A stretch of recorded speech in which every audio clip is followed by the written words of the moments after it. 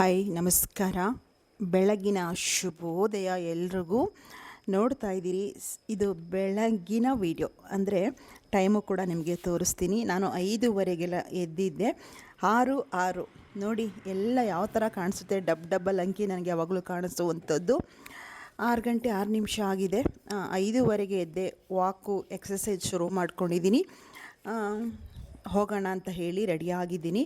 ತಂಗಿ ಬರಬೇಕು, ತಂಗಿ ಮಗ ಬರ್ತಾರೆ. ಅಷ್ಟರಲ್ಲಿ ನಾನು ಹೊರಗಡೆ ಕೂತ್ಕೊಂಡಿದ್ದೀನಿ. ಎಲ್ಲ ಕೆಲಸ ಎಲ್ಲ ಮುಗಿಸಿ ರೆಡಿಯಾಗಿ ಕೂತ್ಕೊಂಡಿದ್ದೀನಿ. ಬಾಡಿ ಫಿಟ್ನೆಸ್ಗೋಸ್ಕರ, ಆರೋಗ್ಯಕ್ಕೋಸ್ಕರ ಹೋಗೋಕ್ಕೆ ರೆಡಿಯಾಗಿದ್ದೀನಿ. ಹಾಗೆ ಹೊಸದಾಗಿ ಚಾನಲ್ಗೆ ಬಂದಿರೋರು ಚಾನಲ್ನ ಸಬ್ಸ್ಕ್ರೈಬ್ ಮಾಡ್ಕೊಳ್ಳಿ. ವಿಡಿಯೋ ಇಷ್ಟ ಆಗಿದೆ ಅನ್ನೋದಾದರೆ ಹೆಚ್ಚು ಲೈಕ್ ಬರಲಿ, ಹಾಗೂ ಹೆಚ್ಚು ಶೇರು ಕೂಡ ಮಾಡಿ ವಿಡಿಯೋನ. ಹಾಗೆ ಇವತ್ತು ಲಾಸ್ಟ್ವರೆಗೂ ವಿಡಿಯೋ ನೋಡಿ. ಶನೇಶ್ವರ ದೇವಾಲಯದ ಒಂದು ವಿಶೇಷ ವಿಡಿಯೋನ ನಿಮ್ಮ ಮುಂದೆ ತೊಗೊಂಬಂದಿದ್ದೀನಿ. ಶನಿದೇವನನ್ನು ನಾವು ಧರ್ಮದಂಡನಾಯಕ ಅಂತ ಹೇಳ್ತೀವಿ. ಶನೇಶ್ವರ ಹೊಲಿದ್ರೆ ಕುಬೇರರಾಗ್ತಾರೆ. ಆತ ಶನೇಶ್ವರ ಒಮ್ಮೆ ನಮ್ಮಲ್ಲಿ ಕೆಟ್ಟ ದೃಷ್ಟಿ ಬೀರಿದ್ರೆ ಭಿಕ್ಷುಕನಾಗೂ ಕೂಡ ಮಾಡಿಬಿಡ್ತಾರೆ ಅಂತ ನಾವು ಕೇಳಿದ್ದೀವಲ್ವ. ಹಾಗೆ ಪರಮಾತ್ಮ ಶನಿದೇವ ಒಲಿದ್ರೆ ನಿಜವಾಗ್ಲೂ ಕೂಡ ಎಲ್ಲನೂ ಕೊಡ್ತಾರೆ ನಮಗೆ. ಆದ್ದರಿಂದ ದೇವಸ್ಥಾನದ ದರ್ಶನ ಮಾಡಿಸ್ತೀನಿ ಇವತ್ತು. ಮತ್ತು ಬೆಳಗಿನ ನನ್ನ ಡೈಲಿ ಬ್ಲಾಗ್ ವಿಡಿಯೋನ ಪೂರ್ತಿಯಾಗಿ ನೋಡಿ, ಹಾಗೆ ಲಾಸ್ಟ್ವರೆಗೂ ಸಹ ನೋಡಿ. ನಿಮಗೆ ವಿಶೇಷವಾದ ವಿಡಿಯೋದೊಂದಿಗೆ ಇವತ್ತು ಬಂದಿದ್ದೀನಿ. ಹಿಮ ಬೀಳ್ದಿದೆ, ಸಿಕ್ಕಾಬಟ್ಟೆ ಮಂಜು ನೋಡಿ. ಸೀಟೆಲ್ಲ ಪೂರ್ತಿ ಒದ್ದೆ ಆದಂಗಿತ್ತಲ್ವ. ಆಲ್ರೆಡಿ ಬೆಳಕಾದಂಗೆ ಕಾಣಿಸ್ತಾ ಇದೆ. 5 ಗಂಟೆಗೆ ಎದ್ದು ಎಲ್ಲ ಕೆಲಸ ಮುಗಿಸಿದ್ದೆ ನಾನು. ಮಂಜು ಕವಿದ ವಾತಾವರಣ ಸಹ, ಸ್ವಲ್ಪ ಡಯಟ್ ಫುಡ್ಡು, ಸ್ವಲ್ಪ ಎಕ್ಸಸೈಜು, ಮೈಯೆಲ್ಲ ಒಂಥರ ಬಾಡಿ ಅಘೋರ ಅನ್ನಿಸ್ತಾ ಇದೆ. ಆದ್ದರಿಂದ ಆರೋಗ್ಯ ದೃಷ್ಟಿಯಿಂದ ಖಂಡಿತ ನಾವು ಫಿಟ್ ಆಗಲೇಬೇಕು ಅಂತ ಹೇಳಿ ಶುರು ಮಾಡ್ಕೊಂಡಿದ್ದೀನಿ. ನನ್ನದೊಂದು ಗುರಿ ಇಟ್ಕೊಂಡಿದ್ದೀನಿ. ಖಂಡಿತ ಗುರಿ ತಲುಪ್ತೀನಿ ಅನ್ನುವಂಥ ನಂಬಿಕೆ ನನಗಿದೆ. ಕಾಣಿಸ್ತಾ ಇದೆ ಅಂದ್ಕೊಳ್ತೀನಿ. ಮಹಾಗಣಪತಿಯ ಒಂದು ಪ್ರಾರ್ಥನೆ ಕೂಡ ಮಾಡ್ಕೊಳ್ಳಿ. ತಂಗಿ ಮತ್ತು ತಂಗಿ ಮಗ ಬರ್ತಿದ್ದಾರೆ. ಅವ್ರಿಗೋಸ್ಕರ ವೆಯ್ಟ್ ಮಾಡ್ತಾ ನಿಂತಿದ್ದೀನಿ ಹೊರಗಡೆ. ನಾನು ಬೇಗ ಹೋಗೋಣ ಅಂತ ಹೇಳಿದ್ದೀನಿ. ಅವಳು ನನ್ನ ತಂಗಿ ಲೇಟ್ ಮಾಡಿಕೊಂಡ್ಳು. ನೋಡಿ ಅಮ್ಮ ಮಗ ಎಷ್ಟು ಸ್ಪೀಡಾಗಿ ಬರ್ತಾವ್ರಿ ಅಂತ. ಸ್ವಲ್ಪ ವೀಡಿಯೋ ಕೂಡ ಸ್ಪೀಡಾಗಿ ಇಟ್ಟಿದ್ದೀನಿ. ಅಮ್ಮ ಮಗ ಬರ್ತಾ ಇದ್ದಾರೆ. ಸ್ಪೀಡಾಗಿ ಇಟ್ಟಿದ್ದೀನಿ ವೀಡಿಯೋ ಒಂದು ಸ್ವಲ್ಪ. ವಾಕ್ ಶುರು ಮಾಡ್ಕೊಂಡಿದ್ದೀವಿ. ಬೇಗ ಹೋಗೋಣ ಅಂತ ಅಂದ್ಕೊಂಡ್ವಿ, ಲೇಟ್ ಆಗೇ ಹೋಯಿತು. ಹೋಗಿ ವಾಕು ಮತ್ತು ಎಕ್ಸಸೈಜು ಕೂಡ ಎಲ್ಲ ಮಾಡಿದ್ವಿ. ಮಾಡಿ ಮಗನಿಗೆ ಎಕ್ಸಾಮ್ ನಡೀತಾ ಇದೆ ಅಂತ ಹೇಳಿ ಒಂದು ಹೋಟೆಲಲ್ಲೇ ಪಕ್ಕದಲ್ಲೇ ಇತ್ತು, ಅಲ್ಲಿ ಏನೋ ತೊಗೊಳ್ತಾ ಇದ್ದಾಳೆ ತಂಗಿ. ಎಲ್ಲ ಮುಗಿಸಿದ್ದೀನಿ. ನಿಮ್ಗೆ ಯಾವುದು ವಿಡಿಯೋ ಕ್ಲಿಪ್ಪಿಂಗ್ಸ್ನ ನಾನು ಇಲ್ಲಿ ಹಾಕಿಲ್ಲ. ಆಲ್ರೆಡಿ ವಾಕು ಮತ್ತು ವರ್ಕೌಟು ಸಹ ಮುಗಿಸಿ ನಾನು ವಿಡಿಯೋ ಮಾಡ್ತಾ ಇರುವಂಥದ್ದು.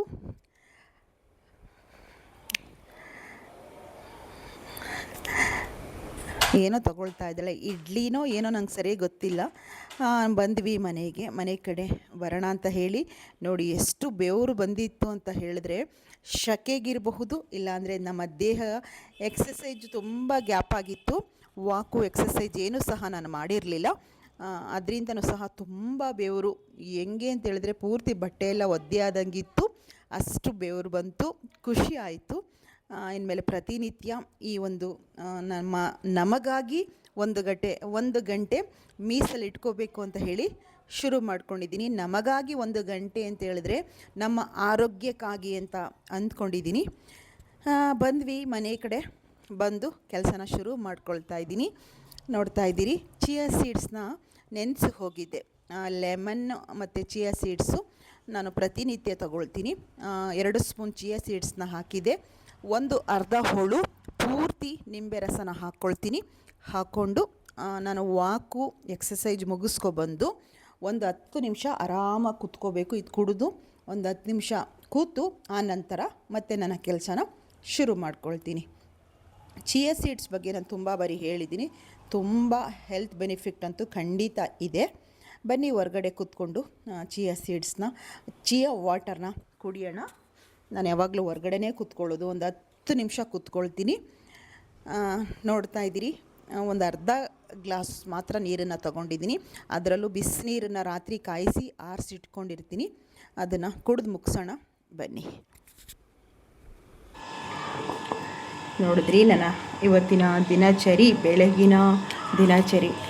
ವರ್ಕೌಟ್ ಶುರುವಾಗಿದೆ, ವಾಕು, ಎಕ್ಸಸೈಜು ಅಂತ ಹೇಳಿ ಚಿಯಾ ವಾಟರ್ನ ತೊಗೊಳ್ತಾ ಇದ್ದೀನಿ. ಅದಕ್ಕೆ ಅರ್ಧ ಹೋಳು ನಿಂಬೆಹಣ್ಣನ್ನು ಇಟ್ಕೊಂಡಿದ್ದೀನಿ. ನಿಂಬೆಹಣ್ಣು ನಮ್ಮ ಚರ್ಮದ ಕಾಂತಿಗೆ ಸೂಪರ್ ಅಂತ ಹೇಳಬಹುದು. ಚಿಯಾ ಸೀಡ್ಸು ಸಹ ತೂಕ ಇಳಿಸೋದಕ್ಕಾಗಲಿ ಹಾಗೂ ನಮ್ಮ ದೇಹದ ಒಳಗಡೆ ಒಂದು ಒಳ್ಳೆ ಸಿಂಪ್ಟಮ್ನ ಕ್ರಿಯೇಟ್ ಮಾಡುತ್ತೆ. ಚಿಯಾ ಸೀಡ್ಸ್ ಅಂತ ಹೇಳಬಹುದು. ತುಂಬಾ ಒಳ್ಳೆಯದು.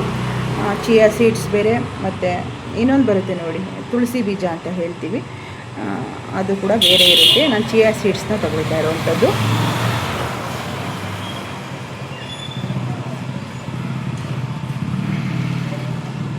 ಎಷ್ಟು ಚೆನ್ನಾಗಿ ಕಾಣಿಸ್ತಾ ಇದೆ ನೋಡಿ. ಹಾಗೆ ನಾನು ಹೋದ ವಾರ ಎಲ್ಲ ಶನೇಶ್ವರ ದೇವಾಲಯ ತೋರಿಸಿದೆ ನಿಮಗೆ. ಇವತ್ತು ಅಲ್ಲಿ ಜಾತ್ರಾ ಮಹೋತ್ಸವ, ತುಂಬ ಜನ ಸೇರ್ತಾರೆ. ತುಂಬ ಬೆಳಗ್ಗೆ ಹೋಗೋಣ ಅಂತ ಅಂದ್ಕೊಂಡೆ, ತುಂಬ ಅದ್ಧೂರಿಯಾಗಿ ಜಾತ್ರಾ ಮಹೋತ್ಸವ ಇದೆ. ದುರ್ಗಾಶ್ರೀ ಇವತ್ತು ಸ್ಯಾಟರ್ಡೆ ಎಲ್ಲ ಆಫ್ ಕ್ಲಾಸು, ಅಲ್ಲ ಆಫ್ ಡೇ. ಬೇಗ ಬಂದರೆ ಅವಳೊಟ್ಟಿಗೆ ಹೋಗೋಣ ಅಂತ ಅಂದ್ಕೊಂಡಿದ್ದೀನಿ. ತುಂಬ ಕ್ರೌಡಂತೂ ಇರುತ್ತೆ, ತುಂಬ ಭಕ್ತಾದಿಗಳು, ತುಂಬ ಜನ ಸೇರ್ತಾರೆ. ಎಷ್ಟೊತ್ತು ಗೊತ್ತೇಳಿ ನೋಡೋಣ ದುರ್ಗಾಶ್ರೀ. ಆದರೆ ಅಲ್ಲಿ ವಿಡಿಯೋನು ಕೂಡ ಕ್ಯಾಪ್ಚರ್ ಮಾಡೋಣ ಅಂತ ಅಂದ್ಕೊಂಡಿದ್ದೀನಿ. ಇವತ್ತು ಈಗ ಚಿಯಾ ವಾಟರ್ನ ಕುಡಿದು ಕೆಲಸಗಳನ್ನ ಶುರು ಮಾಡ್ಕೊಳ್ತೀನಿ. ಸ್ನಾನಗಿನ ಮುಗಿಸಿ, ದೇವ್ರ ಪೂಜೆ ಮುಗಿಸಿ, ಮಕ್ಳಿಗೆ ಚಪಾತಿ ಕಲಸಿಟ್ಬಿಟ್ಟು ಕೆಲಸ ಮುಂದುವರಿಸಿ, ಆದರೆ ದೇವಸ್ಥಾನದ ವಿಡಿಯೋನು ಕೂಡ ಈ ವಿಡಿಯೋ ಜೊತೆಗೆ ಹಾಕುವಂಥದ್ದನ್ನು ಮಾಡ್ತೀನಿ, ಆಯಿತಾ.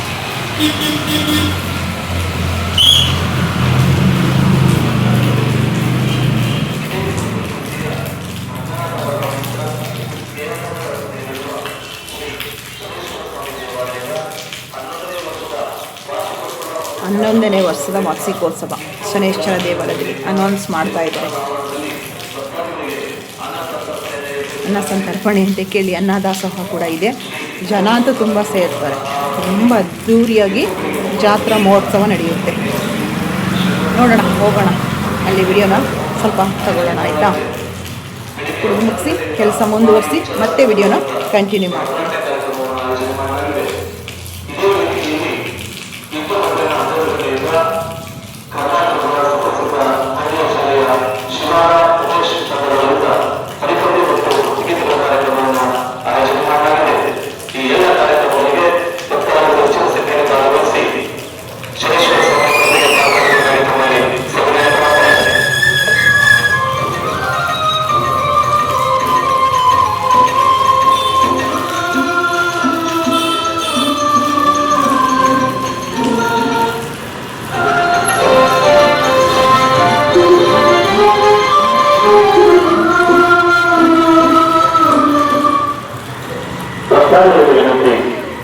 ಇದೇ ನಿಮ್ಮ ಕಲ್ಪನೆಯ ರಂಗನಾಥ ಬಡಾವಣೆ ಕ್ರಾಸ್ ಕೆಆರ್ಆರ್ ರಸ್ತೆಯಲ್ಲಿರುವ ಶ್ರೀ ಶನೇಶ್ವರ ಸ್ವಾಮಿ ದೇವಾಲಯದ 11ನೇ ವರ್ಷದ ವಾರ್ಷಿಕೋತ್ಸವ.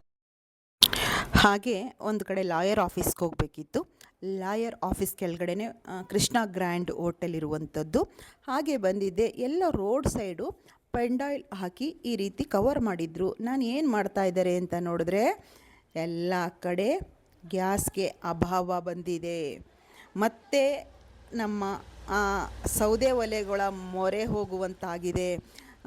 ಹೋಟೆಲವರು ಹೊರಗಡೆ ಸೌದೆ ಒಲೆ ಹಾಕ್ಕೊಂಡು ಅಡುಗೆ ಮಾಡ್ತಾಯಿದ್ದಾರೆ ನೋಡಿ. ಗ್ಯಾಸು ಒಂದು ತಿಂಗಳು ಇಲ್ಲ ಅಂದರೆ ಮತ್ತೆ ನಾವು ಸೌದೆ ಒಲೆಗಳೇ ಬೇಕಾಗಬಹುದಲ್ವಾ. ಪ್ರಕೃತಿ ಎಲ್ಲ ರೀತಿಯೂ ಕೂಡ ನಮಗೆ ಪಾಠ ಕಲಿಸ್ತಾ ಇದೆ ಅಂತ ನನಗೆ ಒಂದೊಂದು ಬಾರಿ ಖಂಡಿತ ಅನಿಸುತ್ತೆ. ಕೋವಿಡ್ ಬಂದ ಆಗಲಿ ಈಗಲೂ ಸಹ ಕೆಲವು ಸಂದರ್ಭಗಳಲ್ಲಿ ನಿಜವಾಗ್ಲೂ ಪ್ರಕೃತಿನೇ ನಮಗೆ ಪಾಠ ಕಲಿಸ್ತಾ ಇದೆ ಅಂತ ಅನಿಸುತ್ತೆ. ಏನು ಗ್ಯಾಸ್ ಪ್ರಾಬ್ಲಮ್ ಏನೋ ನಂಗೆ ಸರಿಯಾಗಿ ಏನೂ ಗೊತ್ತಿಲ್ಲ. ಆದರೆ ಎಲ್ಲ ಹೋಟೆಲವರು ಸಹ ಹೊರಗಡೆ ಇದೇ ರೀತಿ ಬಸ್ ಸ್ಟ್ಯಾಂಡಲ್ಲೂ ಸಹ ಹೋಟೆಲ್ ಇದೆ, ಅವರು ಸಹ ಹಿಂಗೆ ಕವರ್ ಮಾಡಿಕೊಂಡು ಅಡುಗೆ ಮಾಡ್ತಾಯಿದ್ರು. ಇಲ್ಲೂ ಸಹ ಮೇನ್ ರೋಡಲ್ಲಿದೆ. ಮೇನ್ ರೋಡಲ್ಲಿ ಮುಂಭಾಗದಲ್ಲೇ ಕವರ್ ಮಾಡಿಕೊಂಡು ಪೆಂಡಾಯಿಲ್ ಸುತ್ತ ಕವರ್ ಮಾಡಿಕೊಂಡು ಅಡುಗೆ ಮಾಡ್ತಾಯಿದ್ರು. ಎಷ್ಟು ತೊಂದರೆ ಆಗಿದೆ ನೋಡಿ. ಗ್ಯಾಸಿಂದ ಸಿಲಿಂಡರ್ ಸಿಗ್ತಿಲ್ಲ ಅಂತ ಹೇಳಿ 1 ತಿಂಗಳು ಪೂರ್ತಿ ಏನಾದರೂ ಸಿಕ್ಕಿಲ್ಲ ಅಂದರೆ ಸೌದೆಗಂತೂ ಸಿಕ್ಕಾಬಟ್ಟೆ ಡಿಮ್ಯಾಂಡ್ ಆಗುತ್ತೆ. ಗ್ರಾಮೀಣ ಪ್ರದೇಶಗಳಲ್ಲಿ ಇದ್ದರೆ ಪರವಾಗಿಲ್ಲ, ಇರೋ ಬಾಡಿಗೆ ಮನೆಗಳಲ್ಲಿ ಏನು ಮಾಡಬೇಕಲ್ವ, ಆಮೇಲೆ ತುಂಬ ಕಷ್ಟ ಆಗುತ್ತಲ್ವ. ಹಾಗೆ ಸೊಗದೆ ಬೇರಿನ ಜ್ಯೂಸ್ ಕುಡಿತಾ ಇದ್ದೀನಿ. ನಾನು ಇದು ಸಮ್ಮರಲ್ಲಿ ಖಂಡಿತ ತಗೊಳ್ತೀನಿ. ಹಾಗೆ ಬಾದಾಮ್ ಗೋಂದಲ್ಲೂ ಕೂಡ ನಾನು ಫ್ರೂಟ್ ಸಲಾಡ್ ಥರ ಮಾಡಿಕೊಂಡು ತಗೊಳ್ತೀನಿ. ಯಾಕೆಂದರೆ ನಾವು ಬೇಸಿಗೆಯಲ್ಲಿ ನಮ್ಮ ದೇಹನ ತುಂಬ ತಂಪಾಗಿ ಇಟ್ಕೋಬೇಕಲ್ವ, ಅದಕ್ಕೋಸ್ಕರ. ನೋಡ್ತಾ ಇದ್ದೀರಿ, ಸಮಯ ಬಂದು 7:20 ಬೆಳಗ್ಗೆ ದೇವಸ್ಥಾನಕ್ಕೆ ಹೋಗೋಕ್ಕಾಗಲಿಲ್ಲ. ಈಗ ಹೊರಡ್ತಾ ಇದ್ದೀನಿ, ಅಂದರೆ ಶನೇಶ್ವರ ದೇವಾಲಯಕ್ಕೆ. ಬೆಳಗ್ಗೆ ನಿಮಗೆ ತಿಳಿಸ್ದೆ, ಇವತ್ತು 11ನೇ ವರ್ಷದ ವಾರ್ಷಿಕೋತ್ಸವ, ಅಂದರೆ ಜಾತ್ರಾ ಮಹೋತ್ಸವ ಥರ ತುಂಬ ಚೆನ್ನಾಗಿ ನಡೆಯುತ್ತೆ. ಬೆಳಗ್ಗೆ ಹೋಗೋಕ್ಕಾಗಲಿಲ್ಲ, ಈಗ ಹೊರಟಿದ್ದೀನಿ. ದರ್ಶನ ಮಾಡಿಕೊಂಡು ಒಂದು ಪ್ರಾರ್ಥನೆ ಮಾಡ್ಕೊಂಡು ಬರೋಣ ಅಂತ ಹೇಳಿ 7:20 ಬನ್ನಿ, ಅಲ್ಲಿ ಕ್ಲಿಪ್ಪಿಂಗ್ಸ್ಗಳನ್ನ ಖಂಡಿತ ನಿಮಗೆ ಶನೇಶ್ವರನ ದರ್ಶನ ಖಂಡಿತ ನಾನು ಮಾಡಿಸ್ತೀನಿ. ನನ್ನೊಟ್ಟಿಗೆ ನೀವು ಕೂಡ ಬನ್ನಿ. ದುರ್ಗಾಶ್ರೀ ಬರಬೇಕೀಗ, ಕೂತಿದ್ದೀನಿ. ಅವಳು ಬರೋವರೆಗೂ ವೆಯ್ಟ್ ಮಾಡ್ಕೊಂಡು ಕರ್ಕೊಂಡು ಹೋಗೋಣ.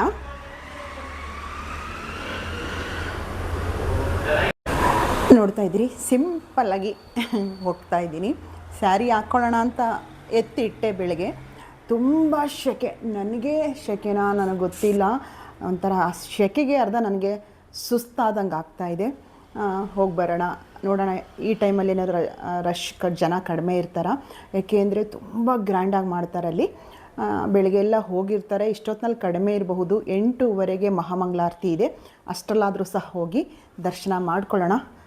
ದುರ್ಗಾಶ್ರೀ ಬರಬೇಕು, ಅವಳಿಗೋಸ್ಕರ ವೆಯ್ಟ್ ಮಾಡ್ತಾಯಿದ್ದೀನಿ. ಹೋಗಿ ಬರೋಣ, ನಿಮಗೂ ದರ್ಶನ ಮಾಡಿಸ್ತೀನಿ. ಬನ್ನಿ ಇವಾಗ ಹೋಗೋಣ. ಫೋನ್ ಮಾಡಿಕೊಂಡು ಹಾಗೆ ದಾರಿಲಿ ಬರ್ತಾಳೆ ದುರ್ಗಾಶ್ರೀ, ಅವಳನ್ನ ಕರ್ಕೊಂಡು ಹೋಗಿ ಬರೋಣ. ಶನೇಶ್ವರ ಎಲ್ರಿಗೂ ಒಳ್ಳೇದು ಮಾಡಲಿ, ಛಾಯಾ ಪುತ್ರ ಎಲ್ರಿಗೂ ಕೂಡ ಅನುಗ್ರಹ ಮಾಡಲಿ. ಧರ್ಮದಂಡ ನಾಯಕ ಅಂತ ಹೇಳ್ತೀವಿ ಶನೇಶ್ವರನಿಗೆ. ಆತನ ಪರೀಕ್ಷೆಗಳು ಧರ್ಮವಾಗೇ ಇರುತ್ತೆ. ಆದ್ದರಿಂದ ಶನೇಶ್ವರನ ಅನುಗ್ರಹ ನಮ್ಮ ಮೇಲಿದ್ದರೆ ತುಂಬ ಒಳ್ಳೆಯದಾಗುತ್ತೆ. ಹೋಗಿ ಬರೋಣ, ಬನ್ನಿ.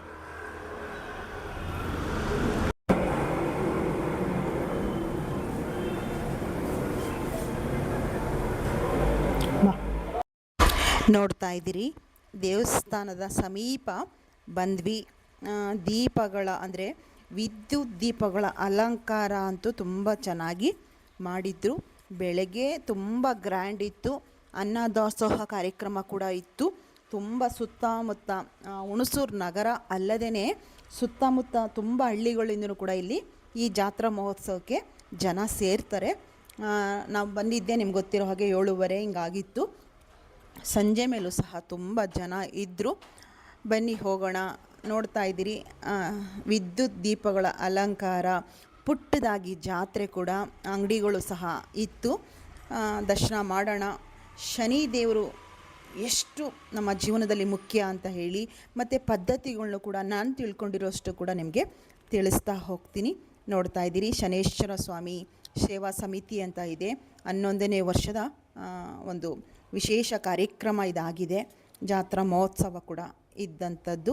ನೋಡ್ತಾ ಇದ್ದೀರಿ, ದೇವಸ್ಥಾನದ ಮುಂಭಾಗದಲ್ಲಿ ಎಳ್ಳುಬತ್ತಿ ಹಚ್ಚಿರುವಂಥದ್ದು. ಶನೇಶ್ವರನಿಗೆ ಎಳ್ಳುಬತ್ತಿ ದೀಪಾರಾಧನೆ ತುಂಬ ಶ್ರೇಷ್ಠ ಅಲ್ವಾ. ಜೊತೆಗೆ ಎಳ್ಳೆಣ್ಣೆಯ ಒಂದು ತೈಲ ಅಭಿಷೇಕನೂ ಕೂಡ ತುಂಬ ವಿಶೇಷ ಅಂತ ಕೂಡ ಹೇಳಬಹುದು. ಸಾಡೆ ಸಾತಿ ಇರುವಂಥವರು, ಪಂಚಮ ಶನಿ ಇರುವಂಥವರು ಆದಷ್ಟು ಆರಾಧನೆ ಮಾಡ್ತಾರೆ. ಭಯ ಪಡೋದೇನು ಬೇಡ. ಭಗವಂತನಿಗೆ ಧರ್ಮದಲ್ಲಿ ನಾವಿದ್ದರೆ ಖಂಡಿತ ನಮ್ಗೆ ಅನುಗ್ರಹ ಮಾಡೇ ಮಾಡ್ತಾರೆ. ಮಹಾಗಣಪತಿಯ ದರ್ಶನ ಮಾಡ್ಕೊಳ್ಳಿ.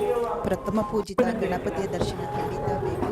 ಹಾಗೆ ಇದು ಅಮ್ಮನವರು, ದುರ್ಗಾ ಪರಮೇಶ್ವರಿ ಅಮ್ಮನವರ ಒಂದು ಗರ್ಭಗುಡಿ. ಇದು ಅಮ್ಮನವರ ಅನುಗ್ರಹನೂ ಕೂಡ ಎಲ್ಲರ ಮೇಲೂ ಕೂಡ ಇರಲಿ ಅಂತ ಹೇಳಬಹುದು. ನೋಡಿ ಎಷ್ಟು ಉದ್ದ ಕಾಣಿಸ್ತಾ ಇದ್ದಾರೆ.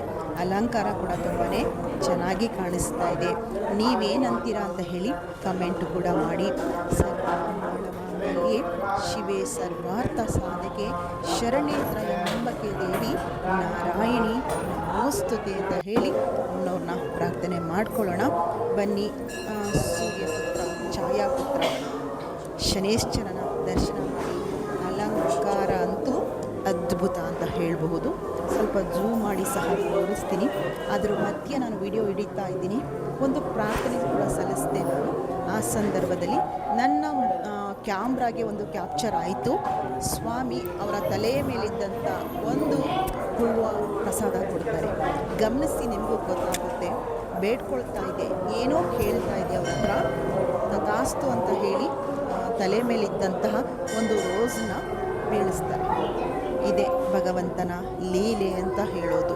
ನಂಬಿಕೆ ಇಲ್ಲಿ ಅಪಾರ ಅಂತ ಹೇಳ್ತೀನಿ. ಆದಷ್ಟು ನಾವು ಶನೇಶ್ವರ ದೇವಾಲಯಕ್ಕೆ ಹೋದಾಗ ಅಲ್ಲಿನ ಕಟ್ಟುಪಾಡುಗಳನ್ನ ತಿಳ್ಕೋಬೇಕು. ಒಂದಿಷ್ಟು ಪಾಲನೆಯದ್ದು ಖಂಡಿತ ಮಾಡಬೇಕು. ಆದಷ್ಟು ಶನಿವಾರ ಹೋಗುವಂಥದ್ದು, ಅಮಾವಾಸ್ಯೆ ಎಂದು ಹೋಗುವಂಥದ್ದು ತುಂಬ ವಿಶೇಷ ಅಂತ ಹೇಳ್ಬೋದು. ಇನ್ನು ಶನೇಶ್ವರ ದೇವಾಲಯದಲ್ಲಿ ಎಳ್ಳೆಣ್ಣೆ, ತೈಲಾಭಿಷೇಕ ನೋಡಿ, ಹೂವು ಪ್ರಸಾದ ಕಾಣಿಸ್ತಾ, ಗಮನಿಸಿದ್ರಿ ಅಂತ ಅಂದ್ಕೊಳ್ತೀನಿ. ಹಾಗೆ ದೇವಸ್ಥಾನಗಳಲ್ಲಿ ಎಳ್ಳೆಣ್ಣೆ, ತೈಲಾಭಿಷೇಕ ಹಾಗೂ ಕಪ್ಪು ಬಟ್ಟೆ ದಾನ ಮಾಡುವಂಥದ್ದು, ಎಳ್ಳು ನೈವೇದ್ಯ ಮಾಡುವಂಥದ್ದು, ಹಾಗೆ ದಸರಥ ಕೃತ ಶನಿ ಸ್ತೋತ್ರ ಪಠಣ ಬಹಳ ಮುಖ್ಯ ಅಂತ ಹೇಳಬಹುದು. ಭಕ್ತರು ಆದಷ್ಟು ಅಲ್ಲಿಗೆ ಬರುವಂಥವರು ಕಪ್ಪು ಬಟ್ಟೆ ಧರಿಸಿ ಶನಿಯ ಮೂರ್ತಿಯ ಕಣ್ಣುಗಳನ್ನು ನೇರವಾಗಿ ನೋಡಬಾರ್ದು. ಕೈಗಳನ್ನು ಹಿಂದೆ ಕಟ್ಟಿ ನಮಸ್ಕರಿಸಬೇಕು ಅಂತ ಹೇಳ್ತಾರೆ. ಅಡ್ಡು ಬೀಳೋದಾಗಲಿ ಮಾಡಬಾರ್ದು. ಶನಿ ಎಗ್ಲೇ ಇರ್ತಾರೆ ಅಂತಾರೆ. ಶನಿ ದೇವಸ್ಥಾನದಿಂದ ಹೊರಗೆ ಹೋಗ್ಬೇಕಾದ್ರೂ ಸಹ ಬೆನ್ನನ್ನು ತೋರಿಸಿ ಹೊರಗಡೆ ಹೋಗಬಾರ್ದು. ಹಿಂದೆಯಿಂದನೇ, ಅಂದರೆ ನಾವು ಹಿಂದಕ್ಕೆ ಹೋಗಿ ಹೊರಗಡೆ ಹೋಗಬೇಕು ಅನ್ನುವಂಥ ಕೆಲವು ಪದ್ಧತಿಗಳಿದೆ. ಅದನ್ನು ನಾವು ತಿಳ್ಕೋಬೇಕು. ಇನ್ನು ತೈಲಾಭಿಷೇಕ ಅಂತ ಹೇಳಿದೆ ಅಲ್ವಾ, ಶನಿ ದೇವರಿಗೆ ಪರಿಶುದ್ಧವಾದ ಎಳ್ಳೆಣ್ಣೆಯಿಂದ ಅಭಿಷೇಕ ಮಾಡುವುದು ಅತ್ಯಂತ ಪ್ರಮುಖ ಪೂಜಾ ವಿಧಾನ ಅಂತ ಹೇಳ್ಬೋದು. ಈ ದೇವಸ್ಥಾನದಲ್ಲಿ ಒಂದು ವಿಗ್ರಹ ಇಟ್ಟಿದ್ದಾರೆ. ನಮ್ಮ ಕೈಲೇ ಅಭಿಷೇಕ ಮಾಡಿಸ್ತಾರೆ. ಎಣ್ಣೆ ತಗೊಬಂದು ನಾವೇ ಅಭಿಷೇಕ ಮಾಡುವಂಥದ್ದನ್ನು ಮಾಡಬಹುದು. ಶನಿ ದೋಷ ಇದ್ದಂಥವ್ರಿಗೆ ಕಡಿಮೆ ಆಗುತ್ತೆ ಅನ್ನುವಂಥದ್ದು ನಂಬಿಕೆ. ಇನ್ನು ಕಪ್ಪು ಬಟ್ಟೆ ಮತ್ತು ವಸ್ತುಗಳ ದಾನ ಅಂತ ಹೇಳಿದೆ ಅಲ್ವಾ, ಕಪ್ಪು ಬಟ್ಟೆ ಆಗಲಿ, ಕಪ್ಪು ಎಳ್ಳು, ಕಬ್ಬಿಣದ ವಸ್ತುಗಳು, ಎಳ್ಳೆಣ್ಣೆ ಅಥವಾ ಉದ್ದಿನ ಬೇಳೆಯನ್ನು ಸಹ ಶನಿದೇವರ ಹೆಸರಿನಲ್ಲಿ ನಾವು ದಾನ ಮಾಡೋದ್ರಿಂದ ಶನಿಗೆ ಪ್ರಿಯ ಅಂತ ಹೇಳ್ತಾರೆ. ಹೌದಲ್ವಾ? ಇನ್ನು ಪೂಜಾ ನಿಯಮಗಳನ್ನು ಕೂಡ ತಿಳ್ಕೊಳ್ಳೋಣ. ಶನಿ ದೇವರ ಮುಂದೆ ನೇರವಾಗಿ ಕಣ್ಣು ಮಿಟುಕಿಸದೆ ನೋಡಬಾರ್ದು ಅಂತ ಹೇಳ್ತಾರೆ. ಹಾಗೆ ಕೈಗಳನ್ನು ಹಿಂದೆ ಕಟ್ಟಿ ಬಾಗಿ ನಮಸ್ಕಾರ ಮಾಡಬಹುದಂತೆ, ಅದನ್ನು ತಿಳ್ಕೊಳ್ಳಿ. ಹಾಗೆ ಅಡ್ಡು ಬೀಳಬಾರ್ದು. ನೋಡಿ, ಶನೇಶ್ವರ ಪರಮಾತ್ಮನ ಮೇಲೆ ಇದ್ದಂಥ ಹೂವನ್ನು ನನಗೆ ಆ ಪ್ರಸಾದ ಕೊಟ್ಟರು. ತುಂಬ ಸಂತೋಷ ಆಯಿತು.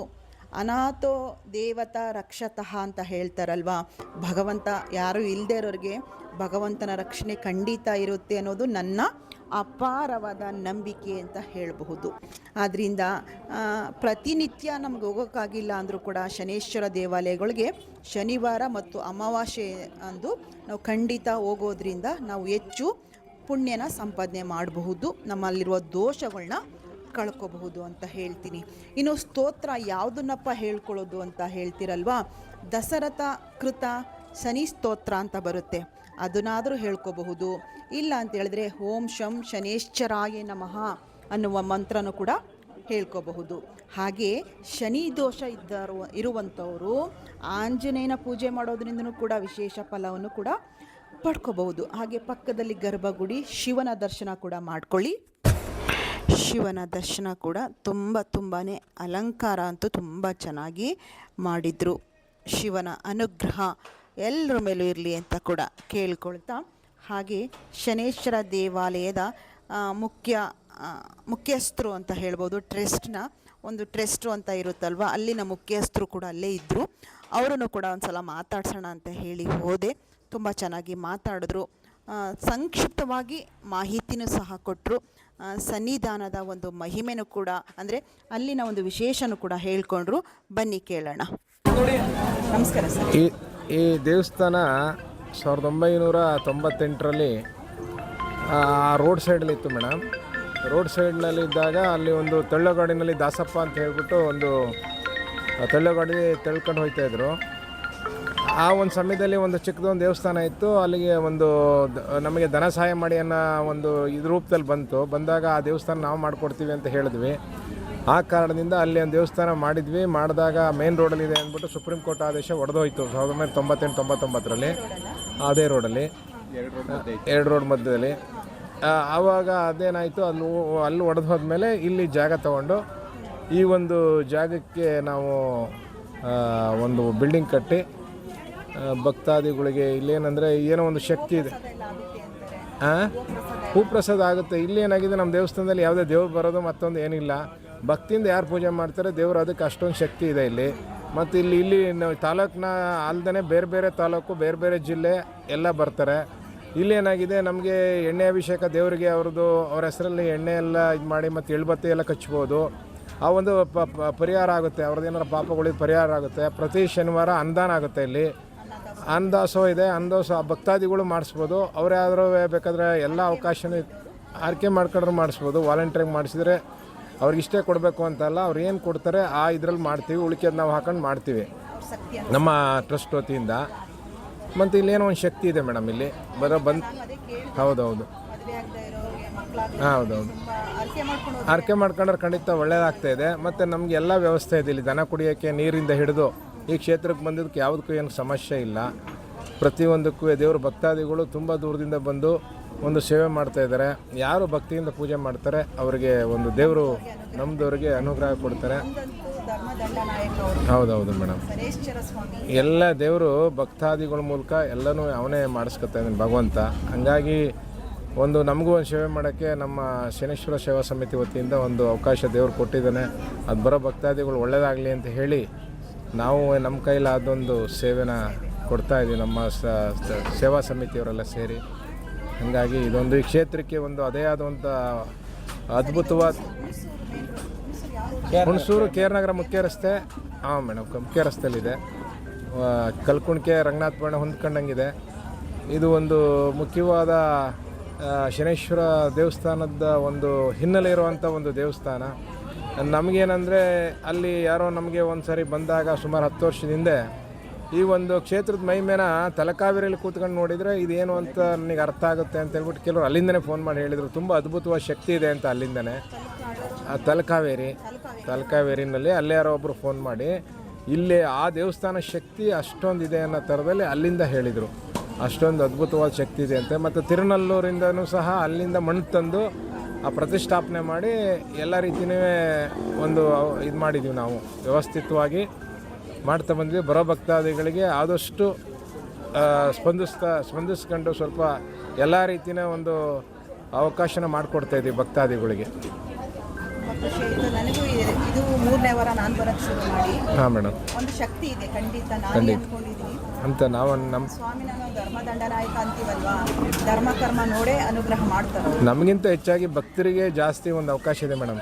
ಇಲ್ಲಿ ಅವ್ರ ಶಕ್ತಿ ನಂಬ್ತಿರೋ ಗೊತ್ತಿಲ್ಲ. ನಾನು ವಿಡಿಯೋ ಮಾಡ್ತಾ ಇದ್ದೆ, ಹೂವು ಪ್ರಸಾದ ಕೊಟ್ಟರು, ಅದು ಕ್ಯಾಪ್ಚರ್ ಆಗಿದೆ ವಿಡಿಯೋದಲ್ಲಿ. ಹೌದಾ? ರೋಸ್ ಕೊಟ್ಟರು, ಹಿಂಗೇನೆ ವಿಡಿಯೋ ಮಾಡ್ತಾ ಇದ್ದೆ, ಬಲ್ಬಾಗ್ದಲ್ಲೇ ಕೊಟ್ಟರು. ಅವಾಗಲೇ ಅಂದ್ಕೊಂಡೆ ಸ್ವಾಮಿ ನೀವು ಇಲ್ಲಿದ್ದೀರಿ. ಇಲ್ಲ ಖಂಡಿತ ಇಲ್ಲಿ ಯಾರು ಏನು ಅನ್ಕೋತಾರೆ ಅದಾಗುತ್ತೆ. ಸ್ವಲ್ಪ ಅರ್ಜೆಂಟಲ್ಲಿ ತಡ ಮಾಡೋಕ್ಕೆ ಸ್ವಲ್ಪ ಕಾಯ್ಬೇಕಷ್ಟೇ. ಅವ್ರ ದೇವ್ರ ಶಕ್ತಿ, ಅವರ ದೇವ್ರಿಗೆ ಸೇವೆ ಮಾಡಿದರೆ ಖಂಡಿತ ಒಲಿತಾನೆ ದೇವರು.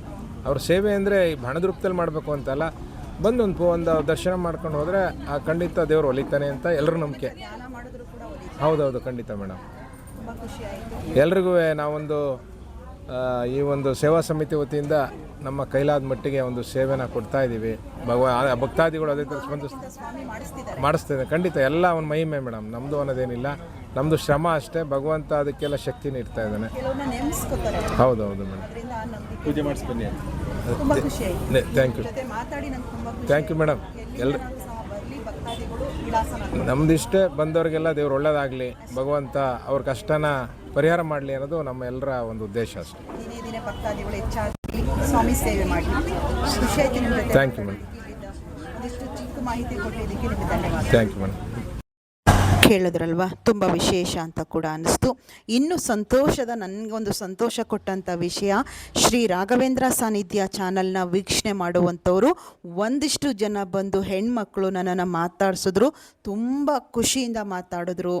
ರಾಯರ ಮೃತ್ತಿಕೆ ಅಂದರೆ ನನಗೆ ಗೊತ್ತಿರಲಿಲ್ಲ, ನಿಮ್ಮ ಚಾನಲ್ ನೋಡಿ ತಿಳ್ಕೊಂಡ್ವಿ, ಮಂತ್ರಾಲಯಕ್ಕೆ ಹೋಗಿ ತೊಗೊಂಬಂದ್ವಿ ಅಂತ ಕೂಡ ಹೇಳ್ಕೊಂಡ್ರು. ತುಂಬ ಖುಷಿ ಆಗೋಯಿತು. ಸರಿತಾ ಸನ್ನಿಧಿ ಲಾಗ್ಸು ನೋಡ್ತಾ ಇದ್ದೀವಿ, ಆದರೆ ತುಂಬ ವರ್ಷದಿಂದ ಶ್ರೀ ರಾಘವೇಂದ್ರ ಸಾನ್ನಿಧ್ಯ ಮೀಡಿಯಾ ಚಾನಲ್ನ ನೋಡ್ಕೊಂಡು ಬಂದ್ವಿ ನಾವು. ತುಂಬ ಚೆನ್ನಾಗಿ ಬರ್ತಾಯಿತ್ತು ವಿಡಿಯೋಸ್ ಎಲ್ಲ ಅಂತ ಹೇಳಿ ತುಂಬ ಜನ ಬಂದು ಮಾತಾಡಿಸಿದ್ರು. ತುಂಬ ಖುಷಿ ಅಂತೂ ನನಗೆ ತುಂಬ ಆಯಿತು.